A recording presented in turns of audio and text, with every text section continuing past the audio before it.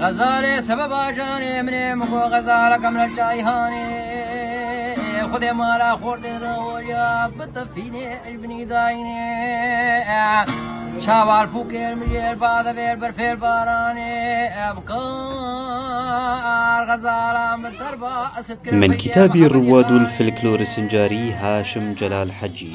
فلكلور. سيرة حياة الفنان بركات علي خلف. الولادة: اسمه الحقيقي بركات علي خلف الملقب بأبو سعد.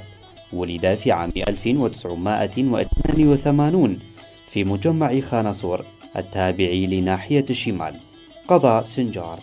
أبو سعد من عشيرة آل دخيان، واسم والدته عدلان حسو خلف من عشيرة الهسكان، وله من الأشقاء 3 وهم حسين، حجي، عادل، والأخوات 5 وهن خنسة، سوداء، جوزة، عيشان، نعام.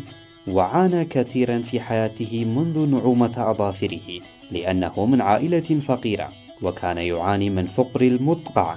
وحسب قوله بدأ بالغناء بعمر 18 عاما. الحياة الاجتماعية: التحق أبو سعد بالدراسة وهو في عمر 7 سنوات، وذلك في عام 1988. وبعد التخرج من المرحلة الابتدائية ترك الدراسة بسبب ظروفه الاقتصادية، وقضى حياته بين المعاناة التي كانت السبب في ترك الدراسة. أبو سعد كان يدرس اللغة الإنجليزية في المنزل وفي أوقات فراغه، وتمرن على القراءة والكتابة وبالتدريب من الصفر، ويعتبر الآن من المبدعين في استخدام اللغة بأسلوب مبدع، وأيضا لديه ممارسة التحدث باللغة العربية بسهولة. كانت أمنيته منذ صغره هو إكمال الدراسة، ولكن لم يحالفه الحظ، وتزوج المغني أبو سعد في عام 2009 من هديلة مراد خديدة، وهي من عشيرة آل دخيان،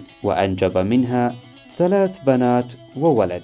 البنات هن مينار، بيريفان، إيريفان، والابن هو سعد. في أحداث 3 من آب عام 2014 أثناء احتلال تنظيم الدولة الإسلامية في العراق والشام داعش الإرهابي على قضاء سنجار والقرى التابعة له، اتجه أبو سعد إلى إقليم كردستان العراق. بقي في قرية بيباني ضمن محافظة نينوى لمدة 6 سنوات. وفي عام 2020 عاد مع عائلته إلى سنجار، وبالتحديد إلى مجمع خانصور موطنه الأصلي. الحياة الفنية: أبو سعد من عائلة محبة للغناء والعزف، وقد تعلم من والده علي حجانة وشقيقه حسين، ويعتبر والده المدرسة الفنية الأولى له وبداية توجهه إلى دروب الفن. ونزل إلى ساحة الفن في عام 2000، وغنى في الكثير من المجالس الشعبية. وفي عام 2002 أصدر ووزع أول كاسيت له في مجمع خانصور مع المغني أوسمان حسو. أبو سعد كان يستمع دائما إلى أغاني قفال دومو، وله موهبة متميزة في مجال التأليف الغنائي، وأصبح ضيفا للعديد من القنوات والإذاعات، وسجل العديد من الألبومات الفنية. وكانت عيشة بالي، ميزم، درويش عبدي من أكثر الأغاني التي أعجب بها. في عام 2017 غنى بركات علي أغنية باسم فرمان، وهي بمناسبة الإبادة التي حدثت للإيزيديين من قبل داعش. وبسبب هذه الأغنية تمت دعوته من قبل الإذاعة الأمريكية في محافظة دهوك للمشاركة ولقاءات فنية مع فنانين من مختلف شعوب العالم. عمل أبو سعد على ترجمة أغنية فرمان إلى اللغة الإنجليزية، وبعد ترجمة الأغنية في الإذاعة عرف الأجانب بما جرى للإيزيديين من مآسي، من خطف النساء وقتل الرجال وأخذ الأطفال إلى معسكرات التدريب، حيث فقدوا جمال طفولتهم.